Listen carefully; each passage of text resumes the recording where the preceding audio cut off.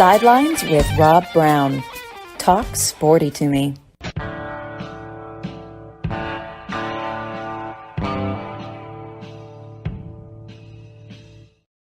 All right, man, we got a great show lined up for you today. It is Saturday's College Sports Roundtable. Rob Browne broadcasting here with you.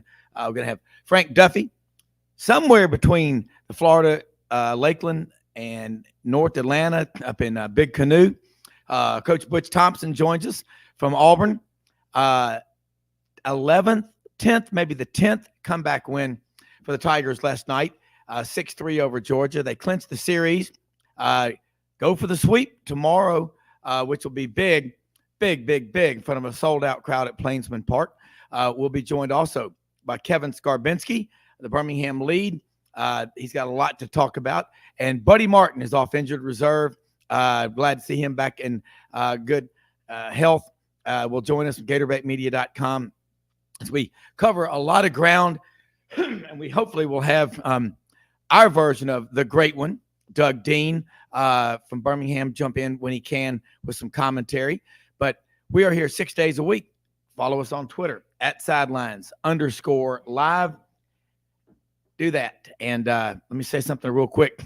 This first hour is brought to you by Eleanor Maynard, Hobson Realty. If you are moving in Memphis, looking to buy or sell a house, it's a lot involved. Don't pull your hair out. Don't stay up all night. Don't get a backache. Call Eleanor Maynard, Hobson Realty. Go to our website at sidelines.live. Tap on the hyperlink. It is easy to do. If you're listening and our audience is far and wide and you're getting relocated to Memphis, where am I going to buy a house? Well, can't get much of a better endorsement. We had Dr. Bill Hardgrave on the show Thursday morning. He said, you know what? Speaking of that, when we moved to Memphis last year, we didn't know where to buy a house. We didn't know who to call. And we called Hobson Realty. And Hobson Realty helped them find a house. Eleanor Maynard, turnkey operation. Everything gets started with one call. Eleanor Maynard, top 5% out of 4,600 realtors in the Memphis market.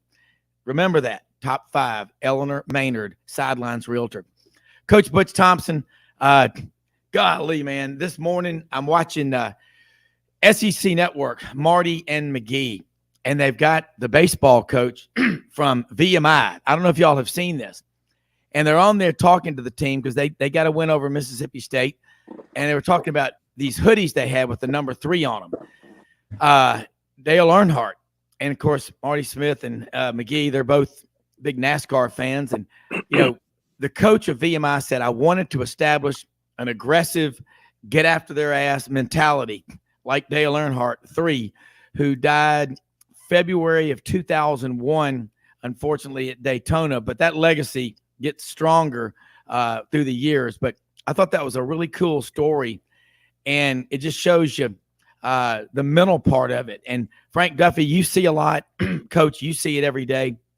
I love your some of your comments after the win over Georgia last night. You said, you know, I wish we'd have done more early. But the key was we just kept hanging in there. And then when the bats started clicking, we were there. And that says a lot about not just sports, but just regular life.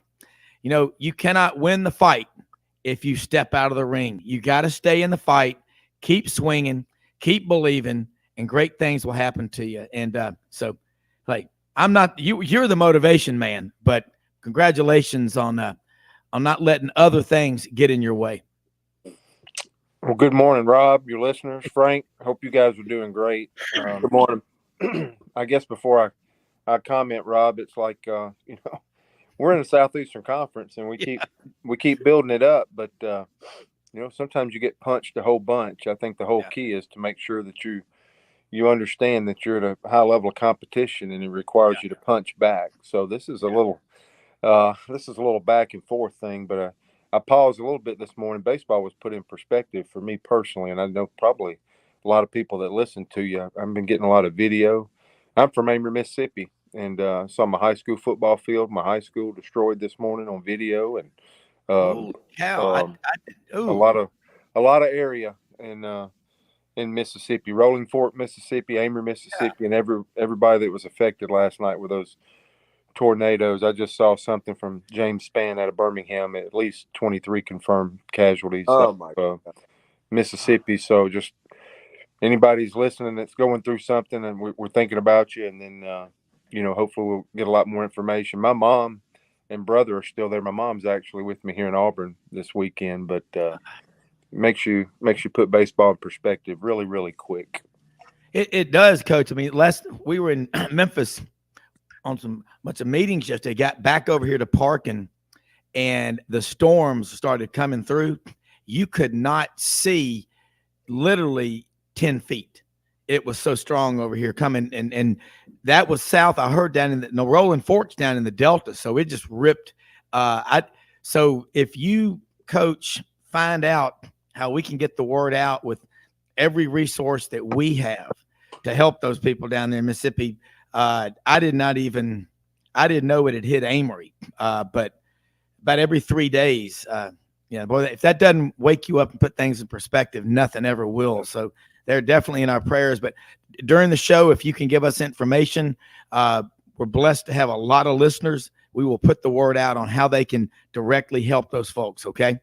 Sounds great. Thank you. Yeah, absolutely. Coach, yeah, you're right, man, about putting things in perspective. And so I don't like to use the term, this is a war or anything like that. These are battles that we have, and Frank, you see it down there with the Detroit Tigers with guys that are professional. They're getting paid a check. Coach, you see it every day with student athletes that also have the academics. You might have a guy majoring in mechanical engineering or accounting, and you're also telling him you got to work on perfecting your game. Man, last weekend didn't go well. I can't remember an opening weekend with so many teams getting swept at home or on the road, and you just got to get back up off the ground and put that in the rearview mirror, don't you? Yeah, you don't have a lot of choices, and 5 sweeps in the Southeastern Conference on one given weekend doesn't happen. Now, a couple of people pointed that out to me, and I said, misery loves company, so we don't need to play. We don't need to play that game either. I think it's been since the beginning of April 2021 since that's happened to our program. So it did probably offer a little stronger sting because it had been a while since that had happened to us. But the proper response is always required, right? And so I got a ceramic baseball here on my desk that my mom gave me my first year of coaching 30 plus years ago. And it says, whatever, Ecclesiastes 9:10, whatever your hands find to do, do it with all your might. So even though there's bigger things than ball in life, whatever your hands find to do, you need to absolutely try to be the best at it, an expert of it. You work on your craft every day. I love Ignaz Paderewski was the famous Polish pianist. And once you choose to do something, you need to be searching for greatness. And Ignaz was speaking at how much he had to work at that piano and what it required. And he said, if I don't practice for 1 day, I know it. Yeah. And if I don't practice for 2 days, the orchestra knows it. And if I don't practice for 3 days, the whole world knows it. Yeah. Hitting and pitching in our sport is much like that. It requires a daily attention if you absolutely want to stay, on top and competitive. At the level that your kids are playing at, absolutely. And especially, I see that on the backfields here in Lakeland with these minor leaguers that are coming through that are trying to make the big league club or hit on at a AA or a AAA level. They're back there swinging, Coach. They're in those cages constantly. That's where the work is done. It's not done at 105 when they're playing the spring training game that I have the honor to announce. It's when they're on those back fields at 8 o'clock in the morning, hitting those fungos and hitting batting practice against somebody who knows how to throw.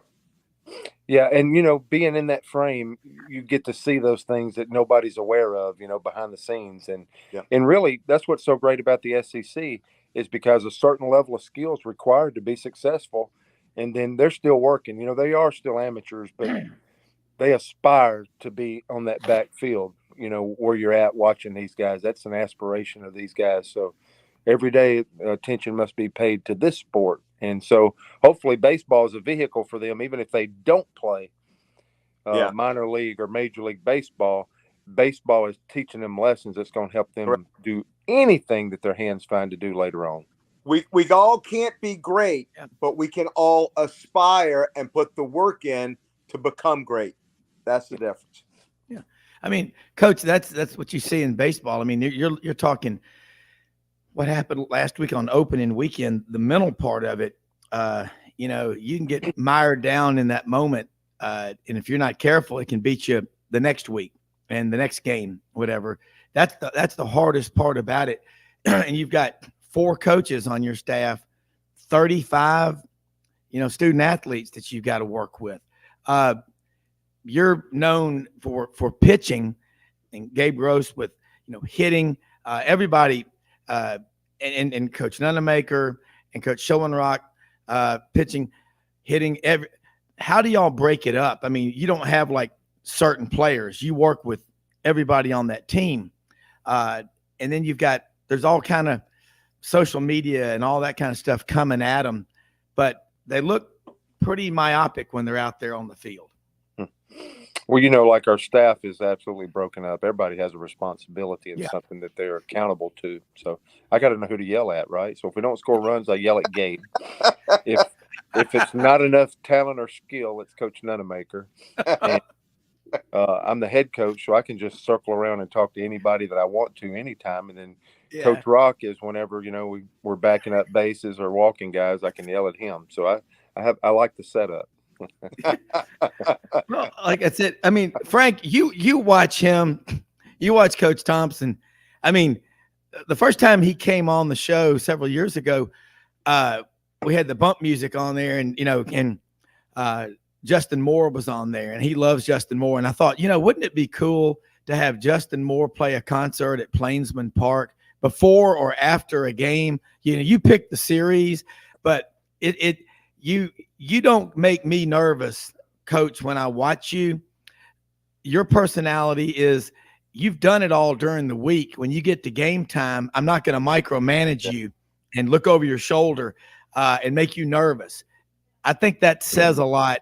And you can't get to 2 World Series in the last 3 college football seasons by having panic attacks when things don't go right. And are you a psychology major? What was your major? I'm a history major, so I love anything there you go. to do with history. I just, you know, I'm a slogan guy, being from where I'm from in Mississippi, and I think practices for the coaches and games for the players. Now, you know, in full disclosure, you know, there's probably, you know, last weekend was hard when you see your boys or you see your team not do the things that you feel like that they are trained to do or capable of doing, or that's disappointing. So even at 52, so it's really hard to get down on an 18 to 22 or 24-year-old, ever how old these guys are now that we're coaching. It's so easy to potentially get down on them, and you struggle with the same things at 52.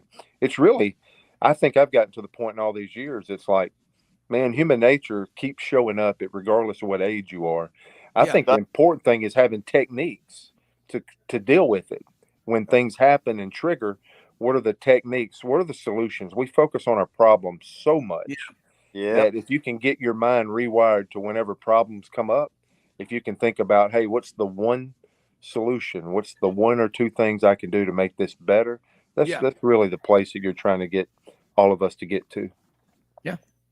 I love that part of it, because so much of sports is the mental part. Everybody, they have to play the games, and people love to predetermine who's going to win. And Frank, you know, you think about watching this March Madness, and that's what we've been saying on this show, Coach, all season long in basketball, is that the teams that have been together for 4 or 5 years are going to do better than the collections of one and dones that are just looking to pass through and get to the NBA. Then you compare that to college baseball, you got to stay a minimum 3 years. So you've got to be a true student athlete, which puts you in that blinders on of schoolwork, the academics. You know, study makes men wise. Athletics makes men strong. Character makes men great. Frank, by the way, little secret, that's part of the Auburn creed, but we'll let you say it too. But Frank, what do you think? I love the mental part, what Coach is saying. It's true. Well, baseball, in my opinion, baseball is an absolute sport that is played between the 6 inches between the ears. It is such a mental ball game, and the strategy involved, but the ability to be a player, either a pitcher who has to hone his craft and get that third pitch, possibly even a fourth pitch. You've got batters that have to sit in there. It's the hardest thing in sports to do is hit a little round ball with a spherical object. It is just incredibly difficult. And so you've got to have that mental mindset. And to Coach's point about the fact that practices for the coaches and the games are for the players, it's all the work that you put in. It's the bottom of the iceberg that you don't see, that these kids and these coaches are putting in 3 hours a day, and not even during the season. It's leading up to it. So you're absolutely right, Rob, and Coach. The mental aspect of this game, it's such a difficult game to play, and it's even more difficult to master. But when you've got that team that's playing at a high level, like we're talking about Arkansas and what they did last week, look what they did at LSU yesterday, put up a huge crooked number. And so when you got that team that's playing well and they've got that momentum and they're believing in themselves, and like Coach says, if something does come up, they've got a quick answer for it, and it's a consistent answer. That's the key. I don't care whether you're in real estate. I don't care if you're in baseball. I don't care if you're in financial services, whatever it is you're doing. You've got to have a consistent answer for when the wheels come off the wagon. And what is that protocol, and have you practiced it to put it in place? Yeah, that's the key. I agree. And we're going to take a break. Coach, when we come back, I want to talk about the pitching staff. You got to have point guard, got to have a quarterback, got to have pitchers, but you got to have more pitchers than basketball team and football team have combined point guards and quarterbacks. That's the hard riddle to unravel. Win championships. Yeah. More with Coach-Butch Thompson and Frank Duffy and Rob Browne right after this.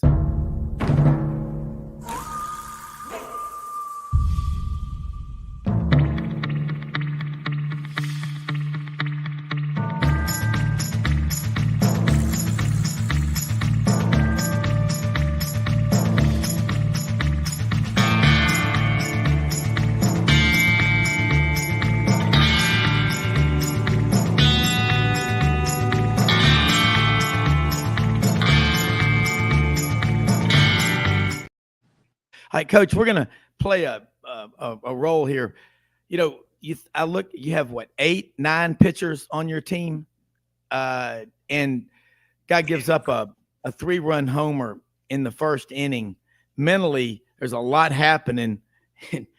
What are you thinking? I'm going out to the mound, or I'm going to let this play out? Kind of break that down for us, because Frank's right.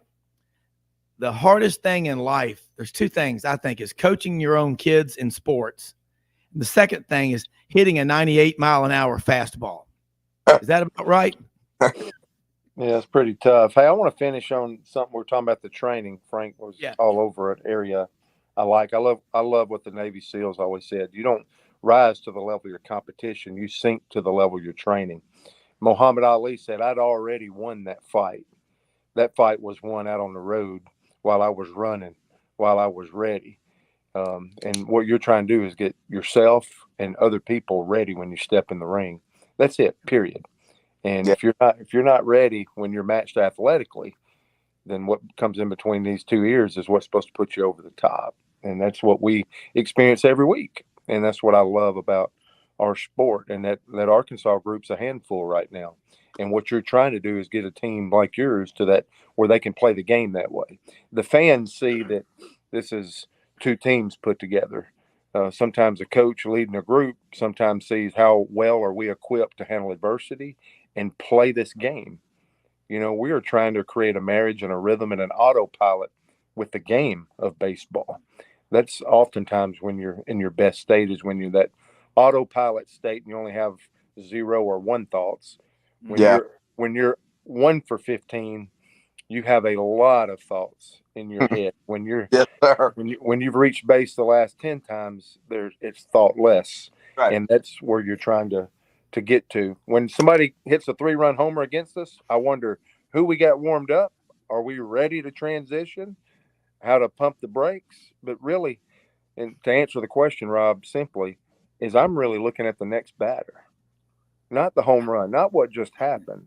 I'm looking at the next hitter. Can he keep putting his head over that plate? Can he keep putting his head in the mitt? Because where the head goes, the arm has a tendency to want to follow. Can he get ahead of that next batter? Does he walk the next batter on 4 pitches?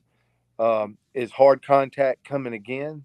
Every pitcher that pitches for us knows the evaluation is not on the ball that just left the ballpark. It's on the next hitter. Because if you can't get into the next pitch, we need to probably move on.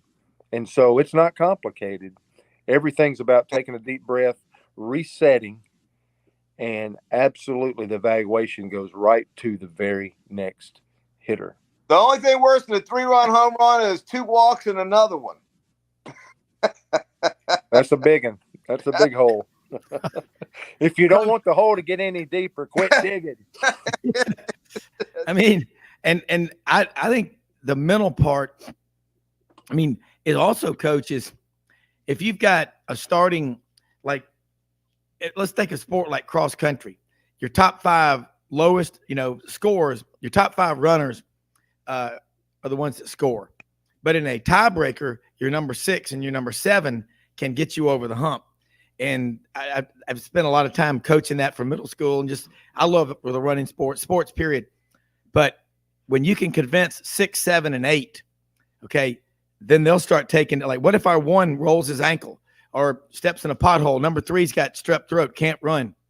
The other part of it is, if you've got a deep team, make your 12 through 17 run an A-team race and sit your other guys out and have them do things like that to keep everybody on edge. I think that's what you do. I love that. You better not be stuck on what just happened to you. I love that. Our number 8 pitcher might be our number 1 pitcher in a year and a half, 2 years. Yeah. Now, there you go.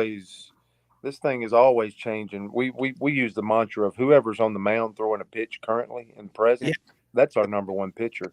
We need to afford him the same respect. We need to be up in behind him the same, ready to defend 3 acres for him. Whoever's on the mound for us throwing the next pitch is our number 1 pitcher. That's a mantra. It took us 4 pitchers last night, and we're seeing that in the game of baseball a ton where, man, this thing's chopped up. This thing is it requires more pitching than ever for whatever reason. That's probably another show. But, Frank, I tell you, I got one question for Frank, Rob, if I can, because absolutely, it's wide open, man. We were playing in Montgomery as soon as we got on the bus the other night from playing South Alabama 1-run game. I get on the bus and a phenomenon happened. Immediately I get them saying, "Coach, can we turn on the TV?" And I'm like, okay.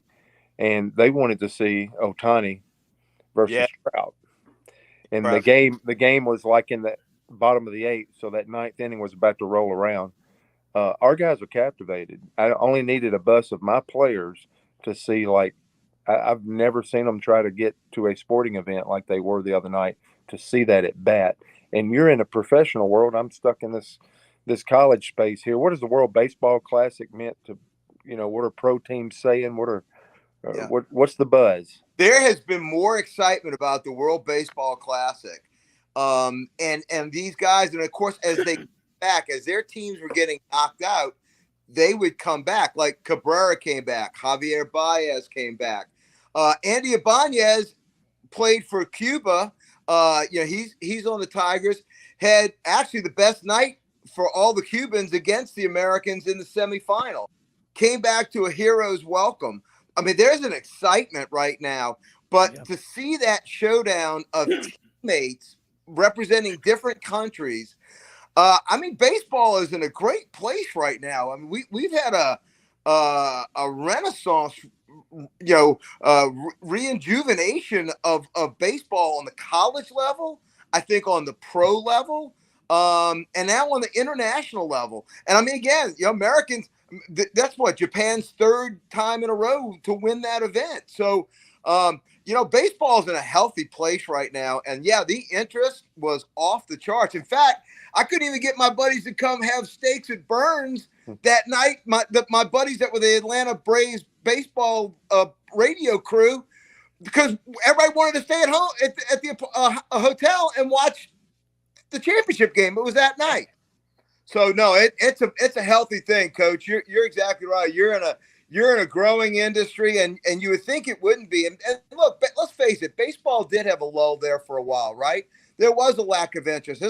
It's amazing how many young kids, especially African American kids, have gotten away from playing baseball. And it seems like it's kind of whipsawed back around. The pendulum always swings back and forth. And I think we're on an upswing, Coach. I really do.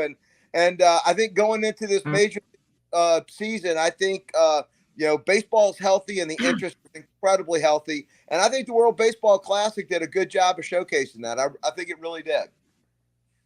I had the same feelings. I just was excited, and trying to play traditionalist with this pitch clock and stuff like that. I know we clocked off another game at 2 hours and 37 minutes last night, and we're starting to see that consistently now. We extra innings the night before, and you're dragging your 3.5 hours, but we're seeing a trim of 20 to 25 minutes on average per college game already through these first 20 games. I think that's positive. I think in the last couple of shows ago, we talked about Omaha and attendance, and we're sold out for this whole weekend here in March, against Georgia, which is awesome. So you're seeing it across the board. Coach, it's the same in the pros. We've only had one game out of the 16. Tomorrow's going to be my 16th of 16 games. We've done 15 spring training games. We've only had one game go over 3 hours, only one. And with spring training, with all the different changes and the substitutions and the pinch hitting, it's going to be a lot higher. You're going to see most games, even in the pros, are going to be around that 230 to 240 mark, which I think will keep fans interested. It'll keep the casual fan interested. Those of us that are hardcore, diamond rats who love baseball and love the minutia of it, we'll always love it. But the general fan, I think, has really been served by this effort to speed up the game. Couldn't agree more. Coach, you're talking about the pitch counts and then also depth on the pitching staff. What about Joseph Gonzalez? Can you give us any kind of an update on him? And it's a constant battle to keep everybody healthy. The pitchers, if they throw 100 pitches, 110 pitches, kind of give people an idea of what that's doing to your body, to your elbow. But it's your legs. You're using every muscle in your body when you're on the mound. A lot. Yeah. Whatever you're doing athletically, hamstrings, quads, different parts of your body can be affected. But the biggest thing with a pitcher when they throw is usually that UCL ligament. And I think the good Lord designed that thing to withstand about 90 miles per hour. And every time a baseball is thrown over 90 miles per hour, I think absolutely is a little miniature Russian roulette with that ligament. You can't train a ligament. It's not like a muscle you can get in the weight room and make it stronger. It is designed. It is at that hinge joint of the elbow, and that's what it's basically set up for. So it's amazing to see the guys hold up. We have too many injuries in 2023 for all the for all that we know about this stuff. But the kids are bigger, faster, stronger than they've ever been at any point in time. You can see that in velos. So all that does is, I think, put us in more Russian roulette status, to be honest. And Joseph's a shoulder, and we anticipated and hoped that we were planning for him to throw at Arkansas. And when he didn't, I got tired of yo-yoing back and forth. I love this kid. He's got a bright future. He's really essential to us. So I just called my best friend, Dr. James Andrews, and said, I need a lot of help. We're not getting anywhere. And so, of course, they go face to face because Dr. Andrews is not only the leading orthopedic surgeon in the world, he cares about the people that he cares for. Yes, he does. So we're going to be another 6 weeks with Joseph, which is tough for our program, but it'd be tough for any team in our league that's missing a number one pitcher. It happens. And, the two things we try to build with our players is self-confidence and no excuses. So we're going to do what's best for Joseph, and really that's best for the team. So we'll take 6 more weeks, but we feel like no surgeries in his future. That's the blessing. But we feel like it's going to require 6 weeks for him to be fully put back together. So that came out probably 2 or 3 days ago as we started into this series. I gave everybody an update, and Probably won't give another one for 6 weeks, but hopefully he's ready to go at that time. But his care and his future is pretty exciting, pretty high. So we got to make great decisions in regards to this student athlete. Can't do anything but trust it. Yeah, that's all you can do. Hey, Rob, I want to ask you. Yeah, go ahead, Coach. One thing, real quick, Coach. Speaking of these arms and how tenuous they are, they're getting great training from you guys and great care from you guys. What about on the little league level? Because that was a huge problem. I can remember even when I was playing little league in Babe Ruth and American Legion ball, some of these pitchers, they would not cross play other sports. This is all that they did. And as an old catcher who was on the other end of them, I literally could see their arms being hurt as they were throwing. What's being done from the collegiate level to try and instruct some of the young, these younger levels in their coaching to keep these arms safer for when they do get up to college? Well, I think one of the biggest things is for the kid, a young 10, 12-year-old don't need to be too good, because if he's too good, here comes the mileage. And 22 years ago, when I first got in the Southeastern Conference, we were really we were the ones that were hurting the arms. We'd get them and take them, but they came to us with 15, 20,000 miles on the odometer. We're getting kids now that have 85,000, 100,000 miles on them when they get to us. And my fear is when they're throwing at 12, 13, 14, and they're really driving that odometer and getting a lot of miles on it. We got the growth plates, the things that are on the back end. I've never been a little league coach, so I stopped short of, I'm not an expert in that space. Yeah. You need to be probably better than we are. At least you don't always have the growth plate stuff going on, and they're a little more past that stage and a little more ready to do stuff, even though the frontal lobe might not be closed up yet when we get them.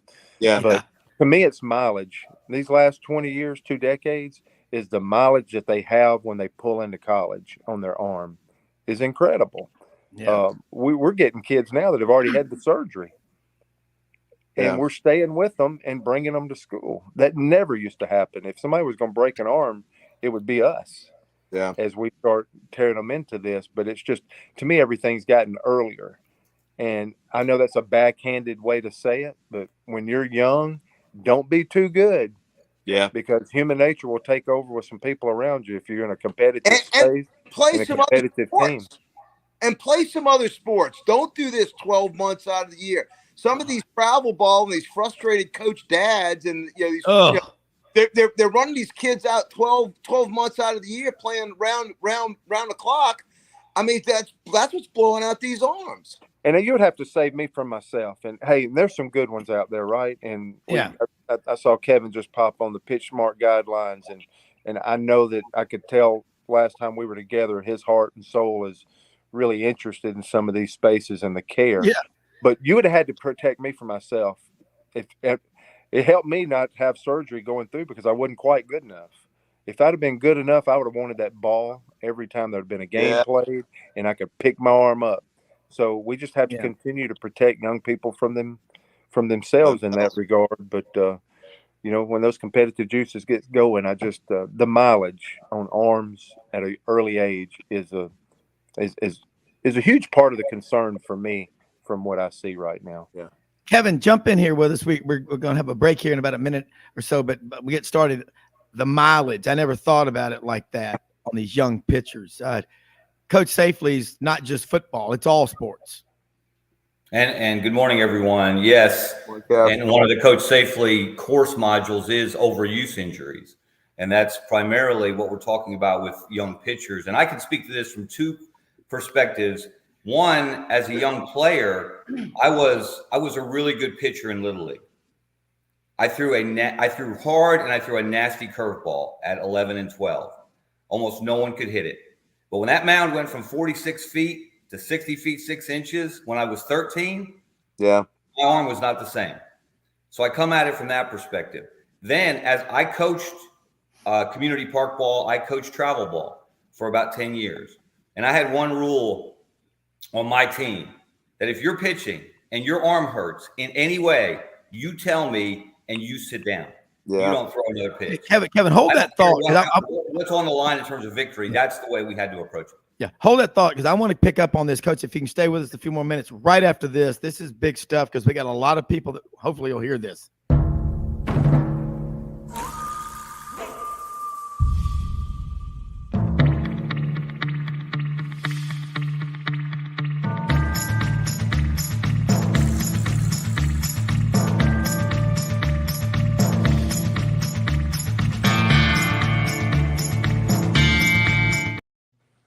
Yeah, Kevin, keep going on this, because we see it, and Frank just mentioned it. These parents that are, look, we all have kids. I've got 4. We've all got kids, and we want them to be their best. But we need a Dr. Andrews. We need a Coach Thompson. We need you in our lives, because Coach Thompson's right, man. If you're good, you want that ball all the time.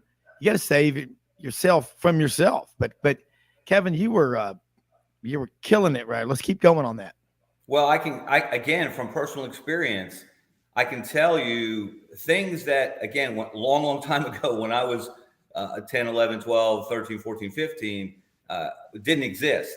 And you have young kids, and Butch, you made a great point about, their growth plates they're still developing, their bones and muscles.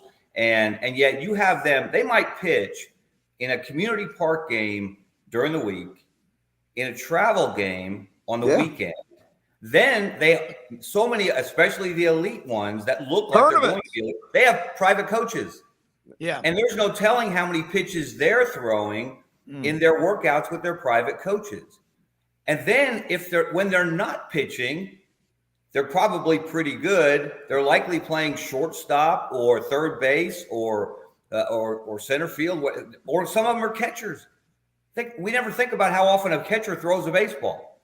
Yeah. So you add that to the mileage that you're talking about, that is an awful lot of wear and tear on young arms. And that's why Dr. Andrews was on the cutting edge with Dr. Glenn Fleissig, the American Sports Medicine Institute, of instituting pitch counts. There are I know in the leagues that I've coached, they often have innings restrictions. Well, that's well-intentioned, but you can throw 3 pitches and be out of the inning, or throw 30 pitches to get to the inning. So that's really useless in terms of protecting young arms. That's why pitch counts are important. So they try to impose some structure there to save young coaches or coaches of young people from themselves, because I know you get competitive, you get out there, as you were saying, Butch, you want to win. And so you're not necessarily thinking 3 years down the road, 5 years down the road for that young man's future. You're thinking of, what can I do to win a game now? That's why there's got to be some common sense. There have to be some guidelines.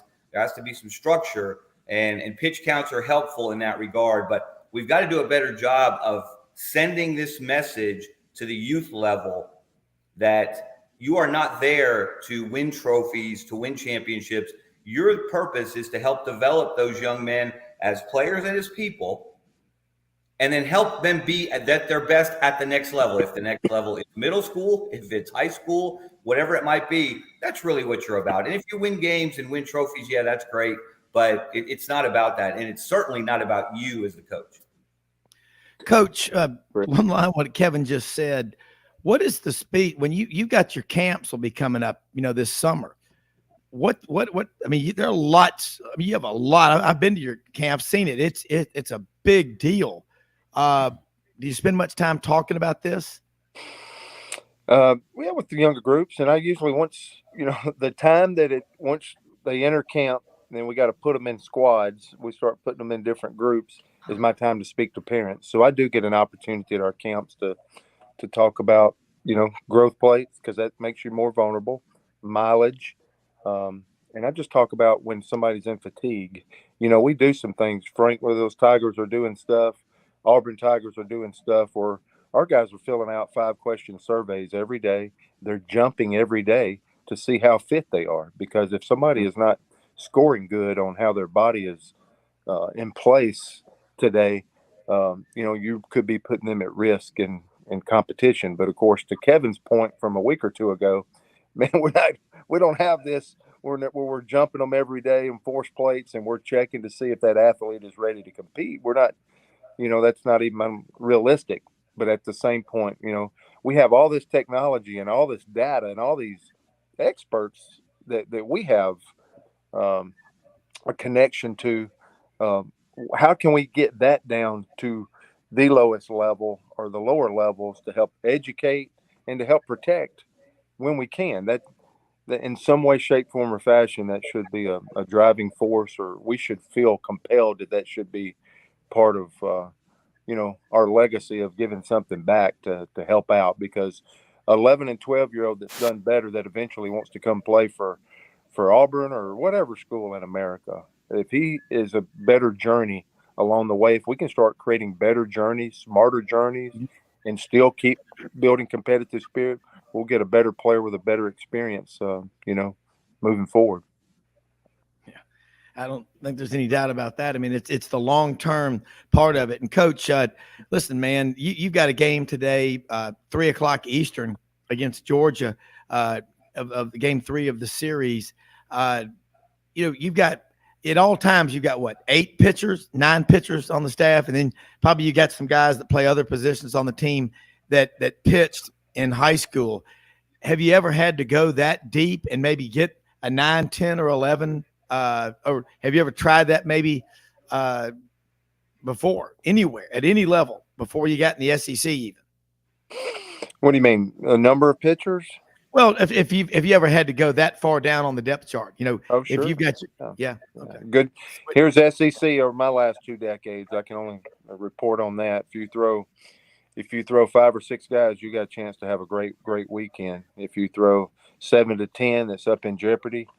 And then if you throw 11 or 12, you're probably recruiting between the next 2 series out on the road. So that's checking the portal. I've remembered all those journeys, all those Monday mornings of resetting for the next week. But we have 11 pitchers, Rob, and you know what? We threw 4 last night and 3 the first night, and so that's 7, and we're in good shape. But we'll dial it up and throw 2 or 3 more today. Yeah, Coach, I know, again, you got, we want you to stay. I know but you've got a lot going on. You've got recruiting going on. I'll just give you my take on it.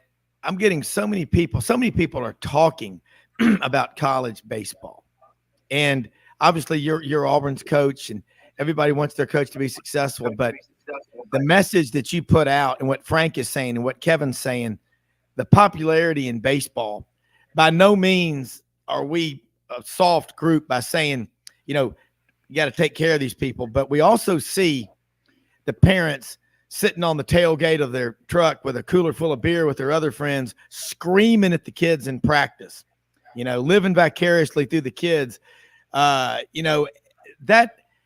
not helping. But what you said and what Kevin said and what Frank said really is helping. I'm glad to hear that.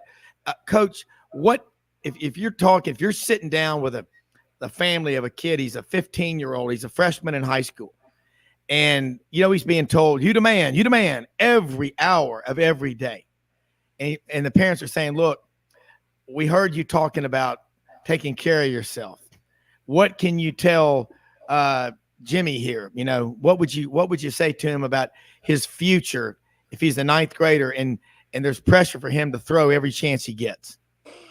Yeah, it's hard. I think we just talk about resources and references, but I tell our high school guys, and most of the players that we get, there's probably somebody that we trust that's around them, whether it's their coach or somebody in that community, advisors, agents. Most of our stuff comes from connections. Don't ever forget that. It's very rarely are we going outside of that, and we feel like we got a pretty good Rolodex or contact list built up from coaching for a long time. So it's really important to have people connected. But I tell a high school player to be the best high school player he can be. He's leaving a legacy at his high school. The SEC is a completely different setup than what it takes to be the best player at Amory High School. Mm-hmm. So he don't need to fast forward and be in the SEC 3 years before he's there. He needs to be great where his feet are at and make great decisions. So taking care of your arm, how you treat people, relationships, all those things are important. And he needs to figure out what the recipe is to have success offensively or pitching or whatever it is at the school that he's at now. One of the biggest things young people do is they look ahead. They play their life in their telescope, when the way to make the telescopic vision and dream come true is to be in a microscope every day. And I think the young person that figures out who they are the earliest in life and absolutely can stay focused in the moment and just consistently put those days together, those are the guys that I want to eventually wind up here figuring out how to win in the SEC and what pitches change, how do you have to do? You got to throw less fastballs probably. And then they put down the aluminum bat. If they get an opportunity to leave us and go ahead and get in Frank's world, then there's a whole complete different setup. It's a wooden bat. You just got to master where you're at. But you got to make sure whatever those guardrails and resources, we have them. But I'm not here to interfere with a high school coach. Even we don't own any of these kids. We're part of their journey, but their journey needs to be where they're at. And absolutely, they need awareness, like Kevin's talking about. But I never, once we get a kid committed or get a kid signed, feel any ownership. I'm just like, our resources are available to you. I'm here. When you get here, I got you. And we'll do everything we help them to walk in the door and prepare. And I want that confidence and no excuses to be practiced a year before they get here, so we're not at square one when they get here. But I try to create a fine line and not cross it with where they're at on their journey before they get to us. And when a kid is being recruited, I bet you bring your wife in a lot of times to meet the families, and because the moms see through. And Kevin, you know this, and Frank, you know it, I know it. The moms probably go to more games up to college. It's not even close probably to what the dads do. I mean, it's to the point where you go like, "Hey, dads, I don't want to talk ball no more. Let me talk to your wife." And let me get the pro. Mom, and like, do I have a shot at this kid? Are you going to be comfortable with him laying his head here? So we cut through a lot of red tape there and try to talk less ball and just gauge the mom. It is incredible. You're giving away one of the trade secrets out there. Thank you, Rob. Yeah. I'm just saying. Mom ain't happy. Ain't nobody happy. No different in recruiting.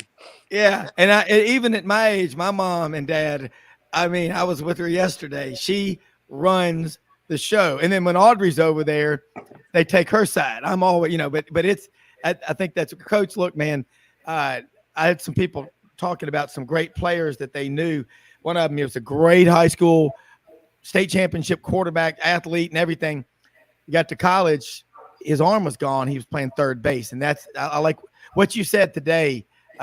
You're swinging a big, big stick, Coach. And one thing before you go, one more time, let people know how they can follow you and reach out to you. But I was just reading some about the damage of the tornadoes in the Delta, because I hunt down in Lambert, which is a suburb of Marks and Vance, down on Highway 3, Rolling Forks to Amory, a lot of devastation in Mississippi. So if you have ways, or you want to text us later during the show, because I know you got a big day ahead of you, let us know what we can do to get the word out to help the people in Mississippi, because there's some bad stuff happened down there.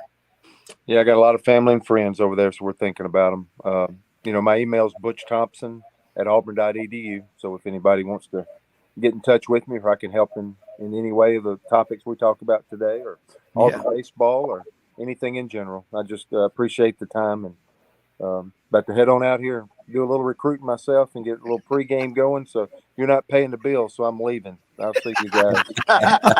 Hey, take care, Coach. See you, Butch. See you guys. Do it again next week. Good luck today. Thanks. Thank you. All right. Kevin, man, I love what you said and Frank said, and this is just personal things coming in from people that are listening to the show about some of the greatest athletes that I remember from high school. Yeah, they got to college and they're third base. They're just, their arms just wasted. It's like Coach is right. And Kevin, Frank, the Coach Safely dinner, you and me and Doug and everybody, we got to have a table. And we're going to go. Yeah, we're going to go to this thing because, again, this is not about making sports less tough and these kids less tough. It's about making them tougher. It's about making them last longer. If you go buy an expensive vehicle, you go buy you a new F-150 from our good friends at Red River Ford Toyota, or you get that new Toyota, holy cow, the Tundra, 4-wheel drive with the all-terrain tires, which I'm salivating over. It looks so good. You better change the oil. You better maintain it. You better do all the service, Kevin and Frank. If you don't, you're going to be riding somewhere and boom, you're on the side of the road and you're all alone. That's what happens to an athlete. And Kevin, y'all been getting the message out, and what he said about Dr. Andrews, what he does, man, I mean, we're lucky. I hope he never retires. And the other doctors, the pitch count and all that stuff, it's just about being smarter and taking care of yourself so you can last longer, isn't it? It really is. And of course, Dr. Andrews is the medical director for the Coach Safely Foundation. So that gives you an indication of the quality of people that are putting together the medical information that the course contains. And again, it's an injury at heart. It's an injury prevention course, because that's the best course. If you can prevent injuries on the front end, that's what we're all aiming for, right? Because if you keep them healthy, then mom is more likely to let them play sports, and mom is the one, that's one of our themes, or one of our campaigns that we've used on and off, is Mama Knows. Mama knows, and should know, is that coach qualified to take care of my child for that hour or two of practice when I'm not there? Because you can't be at every practice. You're going to, the parents or a parent or a guardian or someone in the family is usually going to be at every game, but you can't be at every practice. So you're putting your faith and your trust in a youth coach to take care of your child. But what training or education or knowledge does that youth coach have? Because those youth coaches are parents. They're like me. They're volunteer parents. They're not getting paid. They're doing it out of the goodness of their hearts. And because they want to be out there with their sons or daughters and their friends. And so, but they have day jobs. They do other things. So that's why Coach Safely exists, to give them the knowledge they need to try to keep these kids safe. And injuries are going to happen. So what do you do when they do? Do you know what to do when they do? From simple things down to concussions or sudden cardiac arrest or life-threatening situations that can and do occur on youth practice fields and game fields. So that's what's hard. Is very from as a player 1,000 years ago, and with my son, their friends that I coached. You just can't take risks, and you have to be smart. And Frank, you hit on something really important. That this you cannot say this message Kevin. Enough. Play, Kevin. Hold that thought. Play multiple sports. Yeah. I want to talk more about the multiple sports. We're going to do it right after this quick break. Kevin Scarbinsky, Frank Duffy, Rob Browne, right after this.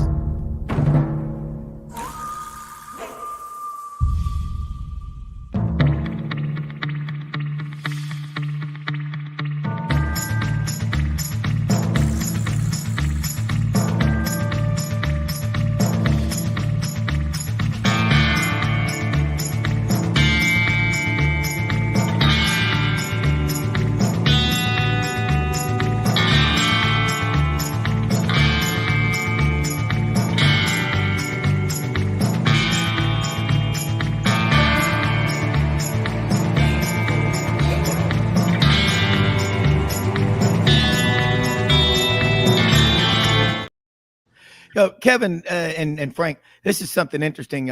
Came in from one of our listeners. He said, Dr. Andrews has a clinic there in Gulf Breeze next to Pensacola. And he said, I was at a restaurant there a few years ago, and I saw Roger Clemens there, and one of his kids was there to get shoulder cleaned up so he could return to Texas baseball. And that's your career can last a long time. And just talking about the multi-sports, that's something else Dr. Andrews talked about. And I talk about this a lot, but he said at the Super Bowl, when he's the doctor, he gets to be on the sidelines. And an example of like the Chiefs and the Chiefs and the Tampa Bay Bucks a couple of years ago in the Super Bowl, he said, of the 108 players on the 2 rosters, 92% of them had played multiple sports in high school. Tom Brady played everything that they kept a score in. And Doug Dean's going to join us from here in Birmingham and jump in on this. But that part of it, I mean, Frank, you're right. It's like in swimming. I've been out there. Coach Fadgen, who is the godfather of swimming coaches in Memphis, who passed away last year, I was out. I mean, some of his kids might do 80,000 yards in a week. And I'm talking 16-year-olds and 17-year-olds. Depends on what they're training for. But you think about, how you alternate the sides that you breathe out on. It's always about taking care of yourself, lifting weights, weight training. You should not lift weights until you're 13 or so. Your body's not ready for it.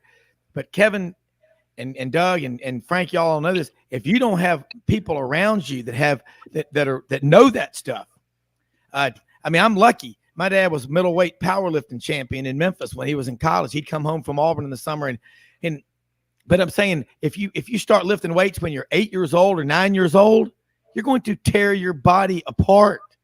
So forget having a high school career, Kevin. But hey, Rob, and let me tell you, even if you don't have a future as say a college baseball player or a college pitcher, even if high school is the end of the road for you as a competitive athlete, you can do damage at a young age that will show up later.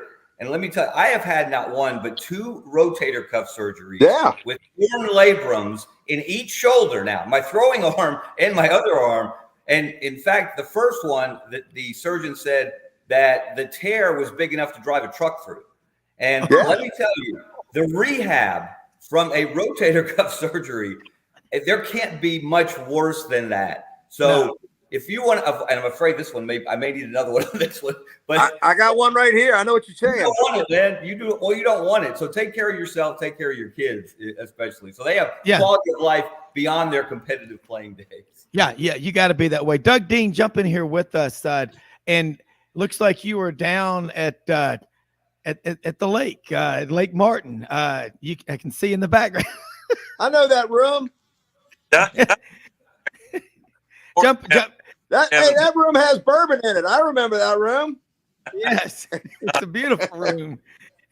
But Doug, we're having a great conversation here, and now it's and Kevin and Frank, it's March Madness. I tell you what, last night we've been talking about San Diego State. Looks like a football team, and they're good.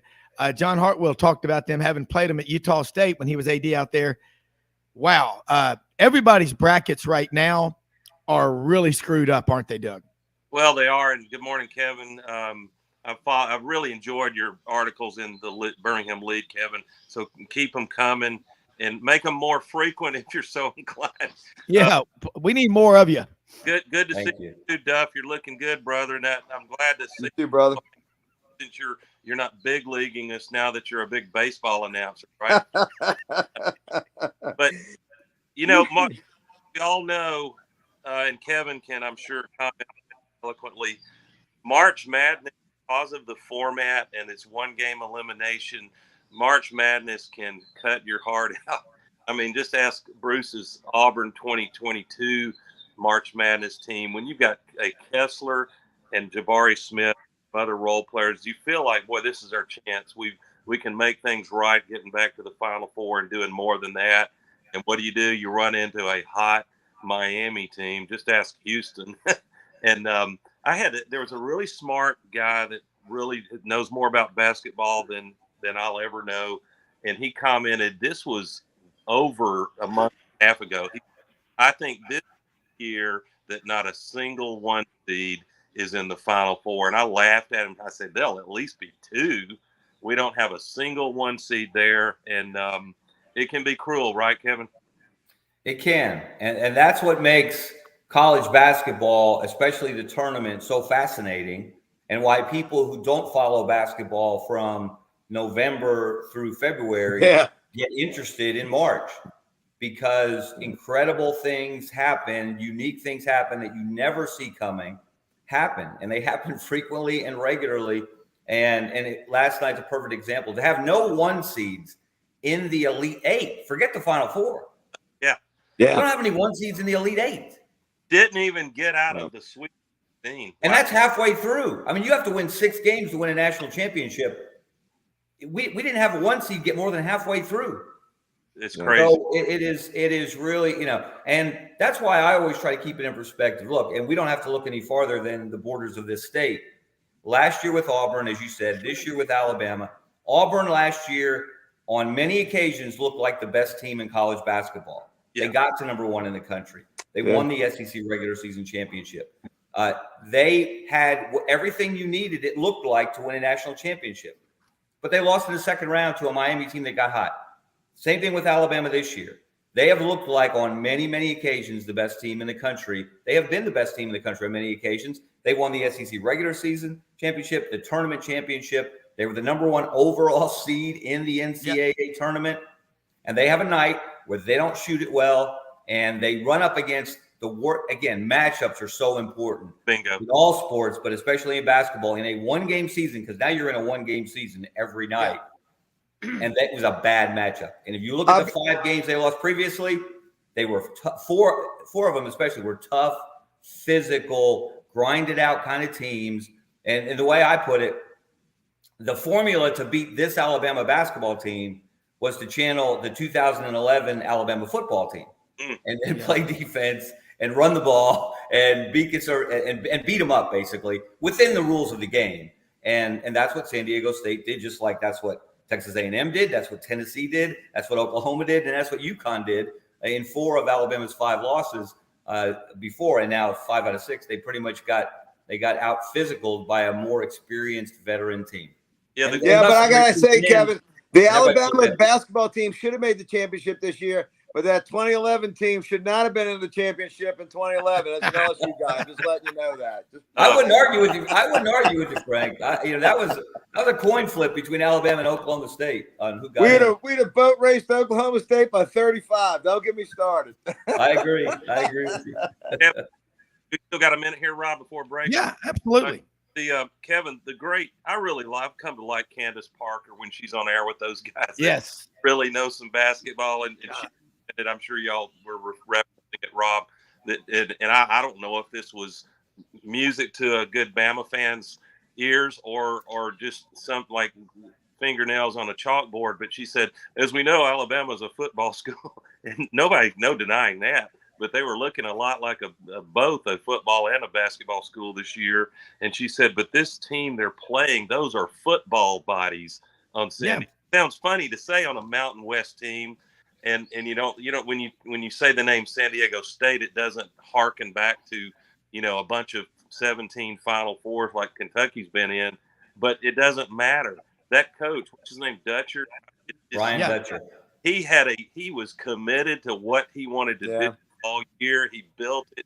Those are thick bodies. And man, if you watch them play defense, they were like swarming Yellow Jackets. They didn't let you breathe anywhere on the court trying to bring the ball up. And it really bothered. And, you hate to say it, but a team that lives by the 3 and was just hailed, rightly so, is lethal from 3, goes 3 and 27.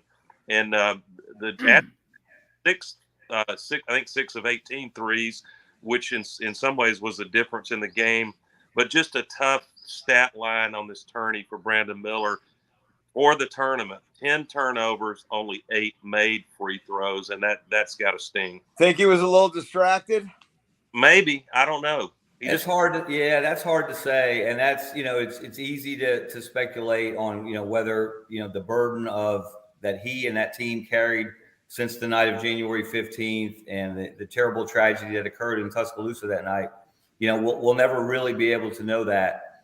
But yeah, he did not play his best when his best was required. And he has been one of the best players in the country all year long. And I imagine he'll have a long and successful NBA career. And again, there's a parallel just on the court.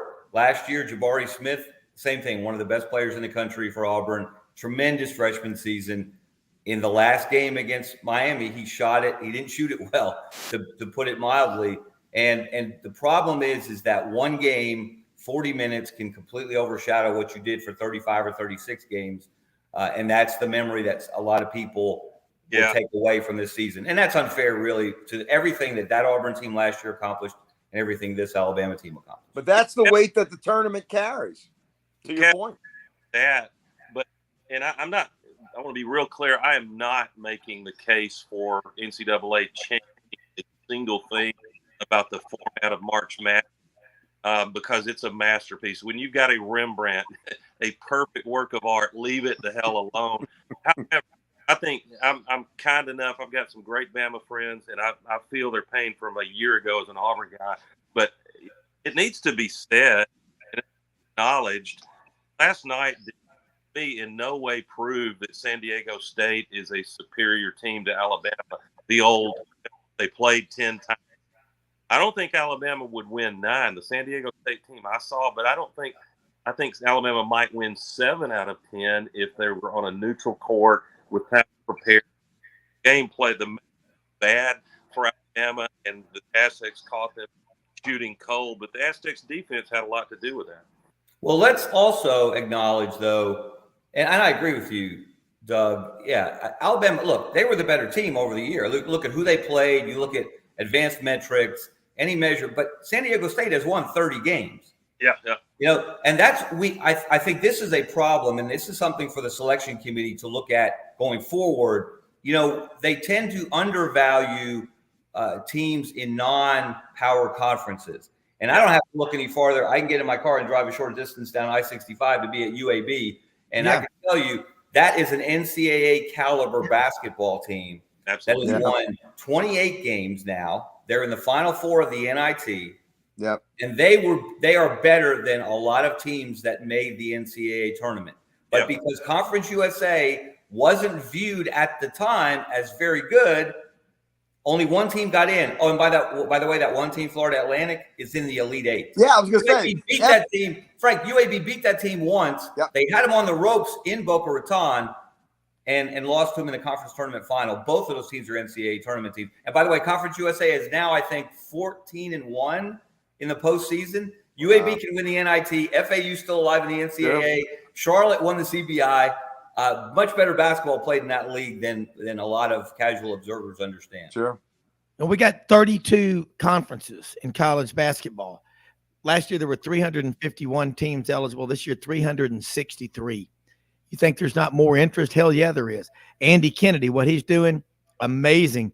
But again, Birmingham, look, it is the Magic City. Andy Kennedy, I'm with you. Final Four of the NIT. Now they're going to be in Las Vegas this year. They're moving it out of Madison Square Garden.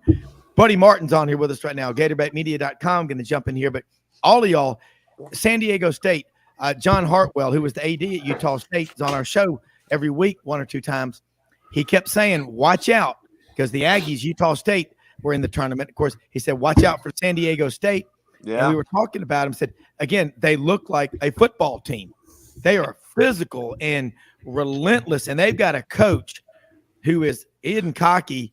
He's just supremely confident. That was like, this is the example of that team on San Diego State. It seems like there are a lot of older guys on that team that have been together for a long time. They know each other well, but absolutely. I mean, great stuff. Buddy Martin, jump in here with us, man. Glad to see you back, feeling good. I know you sent a picture out last week.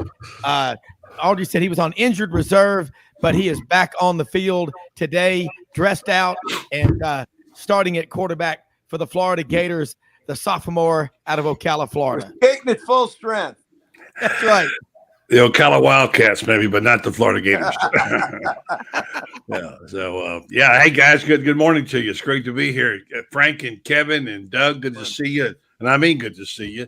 Because when you go through a little event like that, you think about those things. And I came out of a procedure on Wednesday. I don't want to go into a lot of detail on it, but it was a little scary.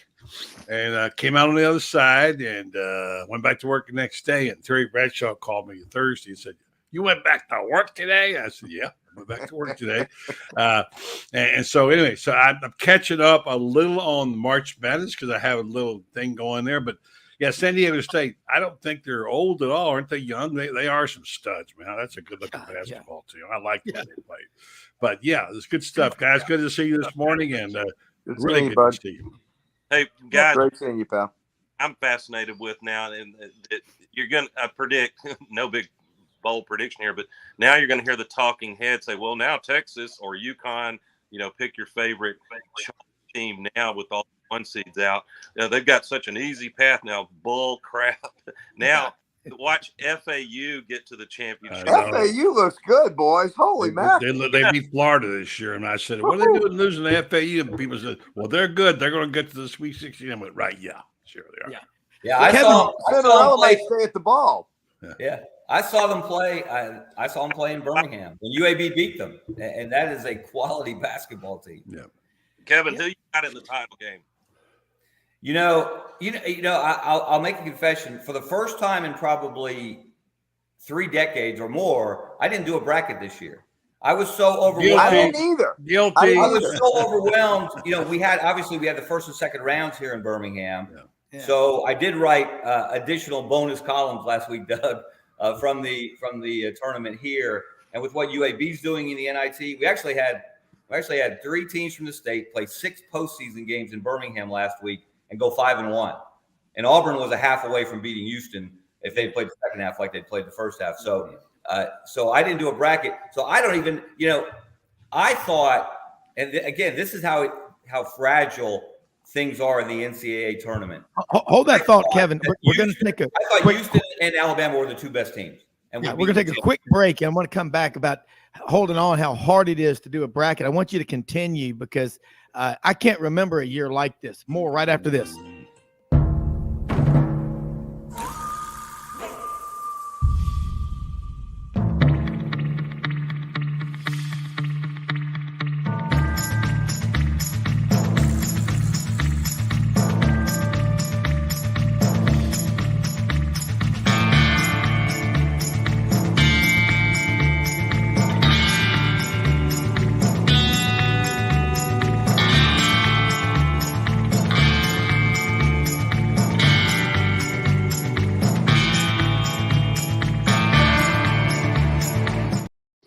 All right, before we get back to this is great college basketball talk, sports roundtable with a great panel, the oracles of Delphi here. But I want to say something about Eleanor Maynard at Hobson Realty.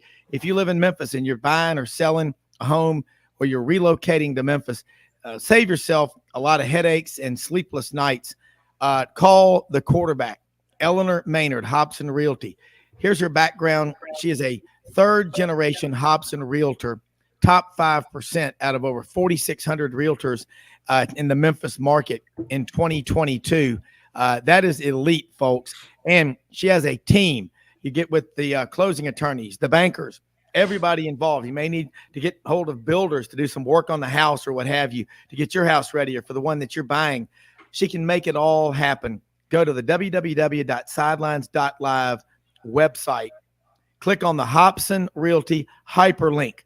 Dr. Bill Hardgrave, the new president, celebrating about a 1-year anniversary coming up at the University of Memphis, said when he moved to town last year, he used Hobson Realty to find his home, and he was really happy, and you will be too.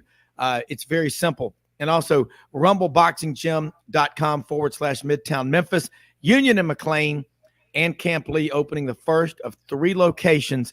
The ultimate workout should open by mid-April. Here's the story. One side, 24 weight benches. In the middle, 45-minute grueling, intense training sessions. And on the other side, 24 punching bags. Think of your favorite official in a game or whatever you want to do. But rumbleboxinggym.com, the Founders Club, you can join now at a reduced rate. But that is going to be an awesome place to go and work out and probably meet some pretty successful people. Great place to network for business as well. Kevin, you were really hitting it about this tournament, the momentum, and how most people, they think of Power 5, Group of 5, and they don't want to talk about the Mountain West or Conference USA or the Big East or whatever, but the Big East is really the big beast.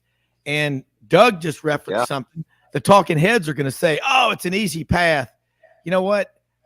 Thank God people like you and Buddy and Bo Carter, Bo Carter talked to us about watching Florida Atlantic in the Conference USA tournament out in Dallas-Fort Worth a couple of weeks ago, and he said, man, that's a good basketball team.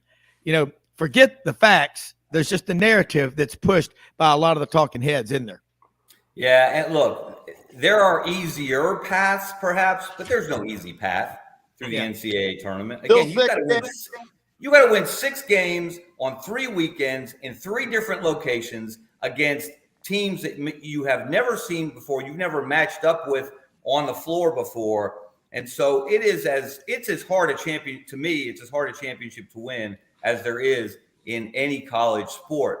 And one of the cool things, though, and you always look for, and I like, look for relationships or, people, and you want to see people have success that maybe and I got to say, buddy, it is cool to see Keontae Johnson playing with Kansas State. My next subject, yeah. Playing basketball. And I'm going to share a quick personal story.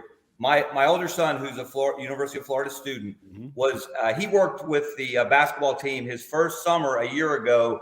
During their summer workouts, he was working as a manager. And one day, Keontae liked my son's car.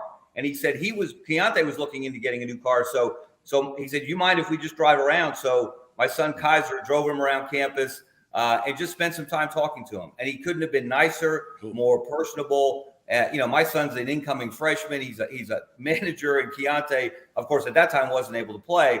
But that I'll never forget that. Kaiser will never forget that. So I'm so happy to see him, and you know him much better and know much more about him there in Gainesville. Well, I don't know that much about him, but you're right, and it's a wonderful story about your son and Keontae. And I've only really been in press conferences. I don't know Keontae, but what a tournament he's having! I mean, my goodness, he is on the biggest stage in really college sports. I mean, tournament. I mean, yes, the football stage is big, but on this time and to come up like he did with 22 points the other night, it was everybody was a Kansas State Wildcat around here for that night, and will remain so because the Gators don't have anybody in there. And everybody's cheering for Keontae. There's some wonderful things written about him. I was just looking at a cut on our Gator Bait, a story written by Matt Quadraro, and I saw a typo. It's a picture of Keontae going up for a shot for a dunk at Florida, and it said Keontae Johnson jacks a basket for a drunk. I had to fix a dunk. I had to go fix that real quick.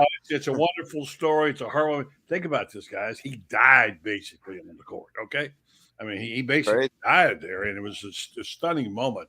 I mean, for everybody, it just shook everybody up. That he even lived and came back and played basketball, and now is in the Elite Eight and has a performing. He was the SEC Player of the Year, remember, 2 years ago. So wow, there are many great stories in Sweet 16 and the Elite Eight and March Madness, but none better than Keontae Johnson.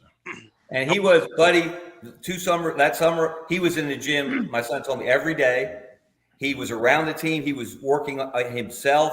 He had a smile on his face every day. And you could see how much he loved being around that team, around the sport. And you can only imagine what it meant to him to think he might never play again. The fact that he just got an opportunity to play again and now be in the NCAA tournament, be one game away from the Final Four. And how about that lob dunk where it looked like the point guard was arguing with the coach on the sideline? I think that was a design play. And then Keontae runs along the baseline. He throws him a lob. He throws him back to reverse dunk. Yeah. I mean, you'll see that on One Shining Moment. Oh, yeah. No doubt about it. Well, that was New York City, backyard basketball. Noel just taking it into his own hands right there. Don't you think? Yeah, and that's what you see in Harlem. That kind of when you go to the playgrounds. And that guard, Noah, what a player he is, man! Fantastic. So I'm rooting for obviously the Wildcats this week, and I'm getting back into it now a little bit now that I'm up and about and around out of the hospital and going, and it just gets your blood pumping, man, when you see things like this. And I'm finally getting a little March Madness fever. So hey, let me ask y'all something as a group collectively. Because y'all are smart. Has there been a better in-studio analyst for basketball than Jay Wright? And damn it, I want him back on I mean, he gets it. And you just talked about, New York City basketball, Doug and Buddy. I mean, think about Kenny Smith. And Kevin, you know this, and Frank, he made a living out of going up to Queens in New York and Brooklyn and getting those tough kids that played street ball. My wife and I were out on a hike. I go walk, I go run, bike with her, do whatever. Listening to Nick Saban, about a 9-minute deal on YouTube about you got to be tough. You can be talented and all, but if you're not tough, you're going to get your ass kicked in life. But Jay Wright, damn, I mean, I love him because I won the basketball pool with Villanova a couple of times to win the national championship, won a lot of money. But guys, he gets it. And I just love him talking. And he talked about what y'all just said. He goes, I've coached a lot of New York City guards and they're tough. And he goes, that conversation going on in that Kansas State game, the coach was probably saying, run this play. And the kid's going, I'm going to run this play. I love that. What? Yeah. Part of what? Hey, great job. And look, you guys, I grew up near Philadelphia, so not that far from New York and Washington, and all those, those big Northeast cities. And those guys, and look, New York, New Jersey, look at the impact those, that area has had on the NCAA tournament. Fairleigh Dickinson, Princeton, Marcus Noel for Kansas State. Javon Quinterly, who's from New Jersey, who had a wonderful tournament until last night, and he struggled like everybody else on the Alabama team. And I'm going to tell you one more name that no one is talking about because it's not in the NCAA tournament. Jelly Walker for UAB. He's the number 4 scorer in the country. He's also from that area. He had a foot injury at midseason, missed about 6 games. If he hadn't, you'd be watching UAB play in the NCAA tournament instead of in the Final Four in the NIT. Those guys, and he's an undersized guard, but plays with no fear, no conscience. He will take any shot at any time, and he wants the ball in his hands at winning time. But those guys, that's bred in. When you play, you grow up on the playground in the Northeast. When you playing on the blacktop in cities in the Northeast, that's the type of guard play you got. That's exactly right. I love good guard play. That's one thing. And it started with me way back when I first saw Kentucky back in the day, way back in the day. And the guy you guys don't even know his name is Frank Ramsey. He shot a 2-head-set shot from half court almost. And they had a wonderful team that finished number 1 that year. I love good guard play. You're right. New York City guards are smart, they're savvy, they handle, they shoot. They're just really fun to watch. And when I lived in New York 2 times, I learned the importance of basketball, the city game, and what it was about, and I was kind of ignorant about it. And then went to the Garden and obviously saw a lot of the Knicks and what have you. But I mean, they love college ball there too. Stephon Marbury. I mean, they can all break your ankles. What about Tennessee? Akai Ziegler, their point guard is from New York City, Kevin. And Kevin, it's a shame. I mean, it's a shame that he went down late, in the end of the regular season and missed the NCAA tournament. And obviously that hurt that team. They would have had a much better opportunity to advance past the Sweet 16 had he not gotten hurt. And there's here's the amazing thing about college basketball. Alabama, for example, they've played in 10. Think about this. They are outside of Kentucky. It's either Alabama or Tennessee for the best SEC basketball program over the entire history of the SEC by almost any measure, victories, championships. Yeah. But in the NCAA tournament, Alabama has been to 10 Sweet 16s, and they are 1-9 at that level of the tournament. You can't explain that. No. I mean, guys like Leon Douglas and T.R. Dunn and Derek McKee and Terry Connor and now Brandon Miller and Javon, all those guys got to the Sweet 16. Wimp got there 5 times in 12 years and couldn't get past it. And they've only won 1. And maybe the worst team they had to get to the Sweet 16, which was the 2004 team that went 8-8 in the SEC. That's the only one that got to the Elite 8. And they've still never gotten to a Final Four. Rob, Go figure. Go to Kevin kind of got near this question, and I'd love to hear the group's opinion on it. But it's difficult comparing basketball and football, but most of us on this call have a lot of pedigree in college football. Kevin's probably if we have a basketball guru on this, it's probably Kevin. No, it's not probably, it is. But question, there are coaches in basketball, UVA comes to mind, that coach has a system, and it's my way or the highway system. And then I see it's not new, but you see an emerging philosophy that if you're going to go recruit these free spirit guards, especially players, that you've got to be able to promise them to some degree broader guard.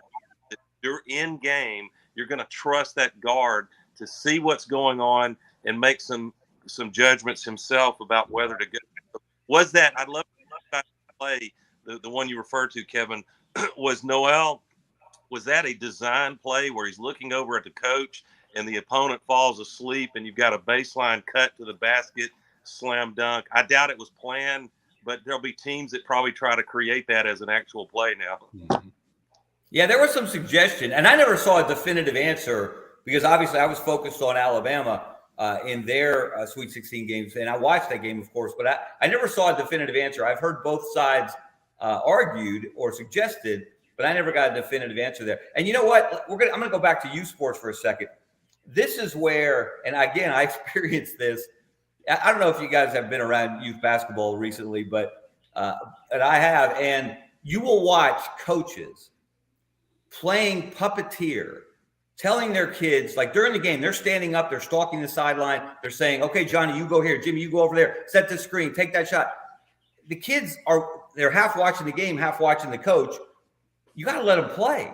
Yeah. In fact, sit your butt down. You are not Rick Pitino. You are not Jay Wright. You are a volunteer dad on a Saturday morning in Corner Community Park in Warrior, Alabama. Yeah. Sit your butt down. Let the kids play. Let them have fun. I'll give you the perfect example. 1982 national championship game in the Superdome. Georgetown, North Carolina, Patrick Ewing, Michael Jordan, James Worthy, all these future NBA stars. When Michael Jordan, there's an iconic photo. Michael Jordan goes up to hit the winning jump shot. And you look at the North Carolina bench in the background, Dean Smith, legend, he's sitting down. Eddie Fogler, assistant, sitting down. Roy Williams, legend, sitting down. They trusted their players. They didn't try to micromanage them. They didn't puppeteer them. So there's my case for youth coaches. Sit your butt down. Let the kids play. Yeah. Buddy Martin, I got it. This is something from a listener of ours, Vito Corleone. I like that name. He said the theme of New York City street basketball, no autopsy, no foul. That's the New York game. Yeah, that's true. I love that. Yeah. Vito. About right. Yeah, hey, I tell you. Talk outline. It's good. Yeah, speaking of hoops and speaking of guards and whatever, and I saw Steve Spurrier yesterday on Feinbaum, but few people know he was a heck of a basketball player. Tennessee offered him his basketball scholarship, and he could shoot the rock without question. I mean, he could have been a college basketball a good one.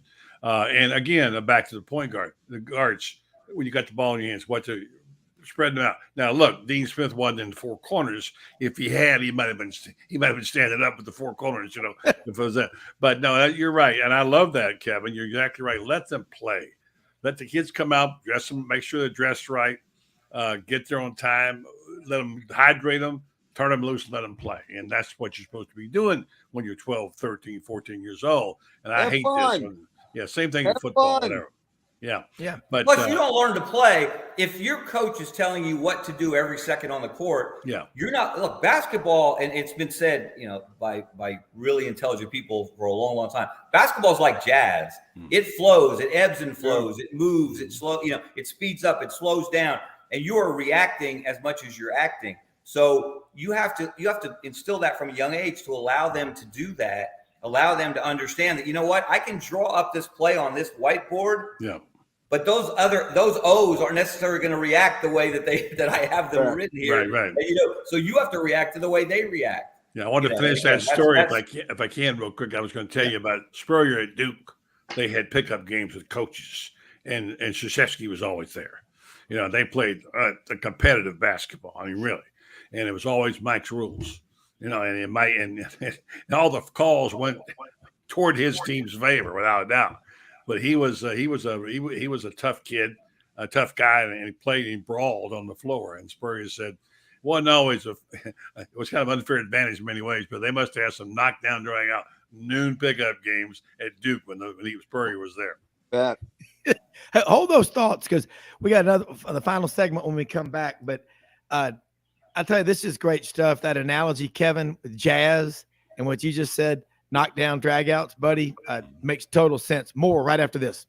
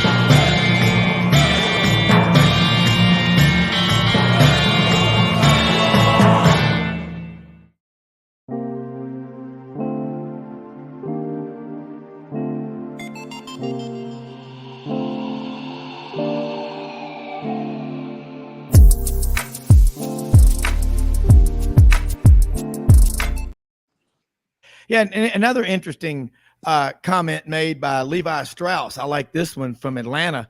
More plays called at the higher level of basketball than you think. And, you talked about that, Kevin and Buddy and Doug did before. I hope he's going to be back with us. But, Frank, calling plays during a game, it's happening so fast, too, that you can't let Butch Thompson always says about getting up to the plate to take a swing. And when you're up at the bat, don't let the moment be bigger than it really is. We watch these games and we all have these group texts that we're on.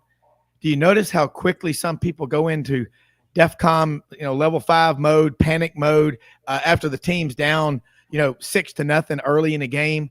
You got to play a full 40. Or in football, Kevin, what did Coach Dye used to say? Ain't a damn thing you can do about it except go out there and lay it on the line again and again. But you got to play the full 60. And as a fan, if you expect your team to play the full 60, you also need to stay the full 60 at the game. That's another topic of mine, people that leave at the end of the third quarter. Why did you even go? Watch the Seinfeld episode about people. And when are we going? When are we going to get there? What are we going to do? As soon as they get there, they're talking about when they're leaving. Enjoy the moment. Don't let it be bigger than you and swallow you up, Kevin and Buddy. Both of y'all are right. Gonzaga came to Birmingham in December, played Alabama. The final score in regulation was Gonzaga 100, Alabama 90. And Gonzaga, in the last minute or so, Gonzaga, it's going to take a miracle at that point for Alabama to win, right? So it's a Saturday it's a beautiful Saturday afternoon, December 17th. The sun is shining, the air is crisp. It's a week or so before Christmas, and you see a lot of people leaving. A lot of Alabama fans, which of course filled the building for that game, are leaving. And I'm thinking, why? Are you trying to beat the crowd? It's a Saturday. Do you have somewhere else to be? I mean, it doesn't make any sense to me when fans do that. And that's the thing about basketball. All sports have ebbs and flows, right? Ups and downs within a game. Basketball, it's remarkable. I mean, you look at that game yesterday. Alabama's down 28-23 at the half. 23. They scored 23 in the first half. Yes. They come out and they speed the game up to start the second half, and they take a 9-point lead. And you're thinking, okay, they've restored order. They've acted like the best team in the country. And then a switch flips, and San Diego State completely takes control of the game from there. So you can't look at the UCLA Gonzaga game from Friday night. Oh, my goodness. I mean, UCLA's in control. Then Gonzaga's got it won in the final minute. Then UCLA comes back and takes the lead. And then one of the most beautiful plays to end a game. It's the same play that Jay Wright and Villanova ran to beat North Carolina in that incredible national championship game they played a couple of years ago, where the guards cross, he drops off for the guy, the trailer hits that long three. And again, that's basketball at its best right there. Yeah, I love it. Doug, go ahead. Just going to say, I'm not here to be an apologist for anyone left in this exciting March. Exciting unless you're an SEC fan, but any I think it does need to be mentioned that the Zags, the sort of highly successful with that Mark Few, that highly successful program, but they've been a bridesmaid so much, and the stars just might be aligning for them to, if they can survive Texas. Crazy, right? What about that? Break through. With all And their I great think a lot of teams, people who like basketball would like to see that. Yeah, because they are well coached. They play the game hard. They're very good offensively. They're not as good defensively. And of course, there's already a great debate, and we love to have these debates in sports, don't we? Where does Drew Timme rank among college basketball players all time? Someone suggested that he should be top. There was this debate popped up on Twitter the other night, suggested he should be like in the top 20 of all-time college players. And of course, then the opposing viewpoint came flying in there and said, "Are you kidding me?" And but again, he's had an incredible career, and it would be cool for him to see him go out with a national championship. I know a lot of people don't like the way he plays, the old school low post game, pump fake 27 times, jab step, crossover. But it's cool. There's no one way to win, guys. We know this in every sport. You can play hard and physical, slow the game down. You can play fast and furious and run and gun, 40 minutes of hell, the way Nolan Richardson in Arkansas did. There's no one way to do it. And the contrast in styles is what makes the NCAA tournament another thing. Sports is the greatest unscripted drama there is. Yeah. Buddy Martin, if you were right now at the Elite Eight, what would some of your storylines be? Because it's when you watch a game, and Kevin, as both writers, and Doug is a great writer as well, there's a lot going on. Buddy, give me a few leads from this tournament up to this point, because besides saying bracket buster of all times, what else would you want to say? Where is everybody? Yeah, I'm sorry I got distracted by another game I had to check the score on. And my granddaughter's in a tournament up in Tallahassee, and her team just got tied in soccer. And, so I got distracted. Yeah, I mean, look, I think, to me,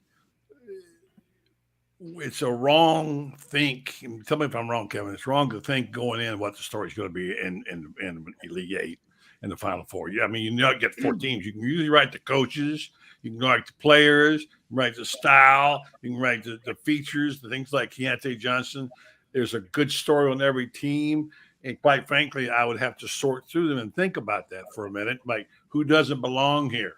I mean, we all love underdogs. I mean, the ultimate underdogs. There's a story you want to talk about. You love the little point guards, the big fellas, the amazing job that some of the coaches have done. I mean, right now, my brain would be focused on who's going to get to the Final Four. And I haven't looked at the brackets yet, and I couldn't tell you the answer to that. But I love the human interest stories. And this is one that's not pertaining to this particular tournament. But here's one. Things like, why does it always take 15 minutes to play the last 3 seconds? I mean, he just does, I mean, it's the way we understand it. It's part of what makes the game great, but my goodness. And then things of that nature. To me, I would look for the kind of odd story myself, and then the stories of the obviously. And Kevin would be far better versed in that than I. But there'll be some stories. I think I've covered 7 of them over the years, including about the Jim Valvano one and the Villanova win and what have you.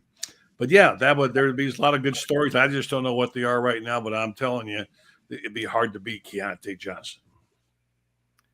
Yeah, absolutely. Yeah, look, think about this, guys. Next Saturday, in one national semifinal, you're going to have either San Diego State or Creighton playing Florida Atlantic or Kansas State. Wow. If that doesn't put into perspective how what March Madness is all about, I don't know what does. I was thinking one way to go at this, kind of from the negative angle. If I'm a coach and I'm still alive in this, which team in this field that's left would I least want to have to play? For me, right now, I saw tonight, I wouldn't want to play Miami right now. No. Well, San Diego State, for that matter, too. Or UConn. Goes back to what? Hey, UConn looks tough. Yeah, they do. And Texas might be the cream of the crop that might be left. But I mean, you can't say they're going to make it in. I mean, this thing's wide open. That's the cool thing. It is. Or someone else could write a story. If you look at the bracket right now, you'd have to say, okay, the UConn-Gonzaga West Regional Final tonight, that looks like a national championship game. I agree. Yeah. But I agree. But whoever wins that game is going to have to win 2 more games next week. Correct. And there's no guarantee that they will. Correct. So if you look at the entirety of the season, body of work, personnel, experience, the national champion should emerge from that game. Doesn't mean that they will. That's right.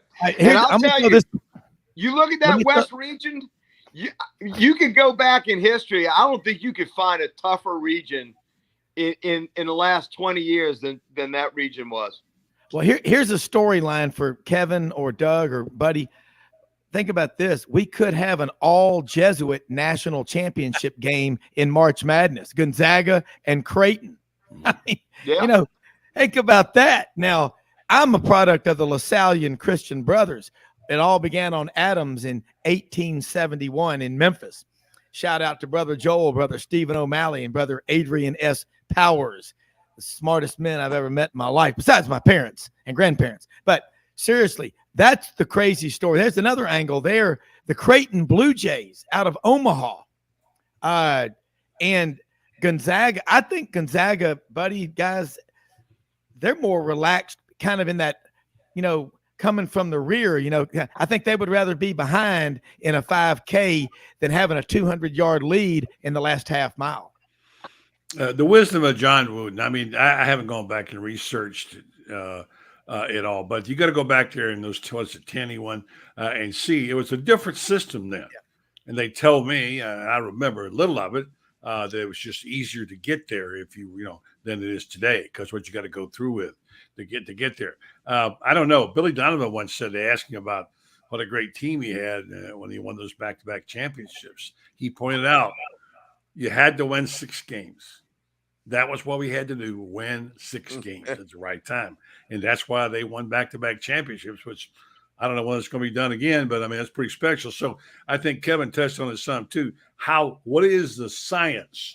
What is the methodology? How do you win a national championship in college basketball, Kevin? Well, hey, the perfect national champion for our time would be Miami. Oh, Nigel Pack. Oh, it's a dagger in the heart. Wait, buddy, you're going to love this, buddy. No. Nigel Pack played at North Carolina State. One of those, I mean, they have so many good guards at Miami, it's ridiculous. But Nigel Pack signs an NIL deal, a huge NIL deal, and goes to Miami. What did he hit last night? 7 3-pointers against Houston? 7. So Miami winning the national championship in large part because they did a great NIL deal for Nigel Pack to add to that roster, but led by that out of control booster, lawyer, whatever he is in Miami. Yeah, we know about him up here. He's going to have more health issues. I know he hates Florida with a passion. Florida hates him. But that would be the perfect national champion for our time. Hey, guys, is it asking too much? I had to go there. Is it asking too much that whoever emerges from this really exciting field of teams to make the Final Four and then beyond, that the winner can not be determined by referees? Yes, and I'm still not over the lack of an understanding of what a double dribble is. UBA or traveling, but that was disgusting. To be fair to Alabama, I don't think either coach would say the referees determined that outcome last night, but it was an awful physical game, and I saw a couple to my eyes, it looked like clear-cut charge not called on San Diego State at least a couple of times. Doug, you can't open that can of worms. We'll never. Every game we've ever had has been decided by the referees. And when your team loses, they're lousy. That's just how it goes. That's right. Yeah. And look, it's almost an impossible game to officiate. With the speed, the skill, the size, the athleticism. It is so. I mean, Mark Sears for Alabama got poked in the eye. Yeah. They didn't get no foul. And shout out to him from North Alabama, the only player from Alabama on that roster. Down the stretch yesterday, it was Mark Sears who was battling and fighting and scratching and got it within striking distance late, but they never could take advantage. But Mark Sears played to the end, and that's what you want from all of your players. Yeah, and the Jim Larinaga talk about the guards, and buddy, you said, and I go back to the references of Jimmy Dykes about a month ago. He said late in the season, more than ever, good old guards will carry you across the finish line. Yeah, sounds like a Tom T. Hall song. I love little kids and watermelon, and little New York City guards. Yeah, they're tough. Again, Jay Wright. I'm just gonna make a prediction here. Jay Wright's back in coaching. So he's too young. I mean, that guy, but he's so good because he's so fresh from coaching. He thinks like a coach, but he's funny. God, man, those Villanova teams, well, he talked about how he redid them. At first, they recruited five stars his first 3 years, and they were about 500. He went back and started recruiting kids to fit the culture at Villanova. Tough academic private university in Philadelphia. Hell, Kevin, there are over 50 colleges and universities in Philadelphia. You get out into Marple, Radnor, and Newtown, and Bethlehem, and Pottsville, all those places like that. I mean, where you're from. I mean, my friend Pete Cordelli's father coached out there, in Neshaminy, Pennsylvania. I mean, it's unbelievable. And think about guys from Camden, New Jersey, Milt Wagner at Louisville, and you think about area. Hey, think about area. Yeah, Irving Fryer, the wide receiver at Nebraska, Camden, New Jersey. You're right. Those people up there, you get me a guard from New York or New Jersey who grew up playing street ball, who wasn't born on third base and claims to have hit a triple. I'll take that. I'll take that guy any day. That Philly Atlantic City corridor, man. That's a tough traverse. Hey, hey, this quote wasn't uttered about basketball, but it is so appropriate in this case. And this is why I think K-State has a great chance to win it with Marcus Noel. And a little child shall lead them. Hey, let me say this because we're about out of time, unfortunately. This is fun. Most often we see the face of Christ in the least among us, and we're going to get the word out as best we can to help those folks in Mississippi and the areas. Tornadoes ripped them up. I've seen pictures and videos down in the Mississippi Delta. Coach-Butch Thompson's hometown of Amory, Mississippi was hit. A lot of destruction. So we will do what we can. But I want to say thank you to all of our listeners and everybody. And you get out today, go support our sponsors, folks like the people at Hewlett and Dunn, Boot and Clothing Company on the historic square in Collierville, Tennessee. Buddy and Kevin, tell people how they can follow you and your great work. Buddy first, and then Kevin, and we'll let y'all go. All right. First of all, Kevin called me. Rob's got the number. The second thing is sent it to you. we're on 9 o'clock at night with our troops. We do the live shows, and Gatorbait, if you care about that kind of thing, you can go to GatorbaitMedia.com, sign up there. Brendan Martin doing a great job, and we got some new things happening and new plans sent out soon. So check us out. Yeah, thank you. And Kevin, the Birmingham Lead, we need more of you, just like we need more of you. It's a daily newspaper delivered straight to your inbox. Go to BirminghamLead.com. You can get a subscription. You can read great journalism every day. I write twice a week on a regular schedule for Sundays and Thursdays.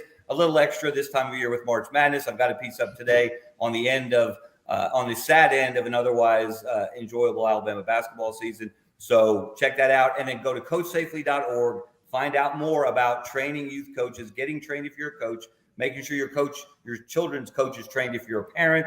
You'll be glad you did. And you're going to let us know the date of when the dinner is going to be to get tables and everything like that. We're getting close. Okay.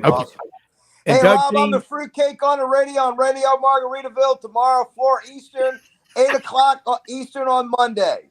Y'all listen to my DJ set. And I love Doug Dean's dog, who I like walking with. There's my boy.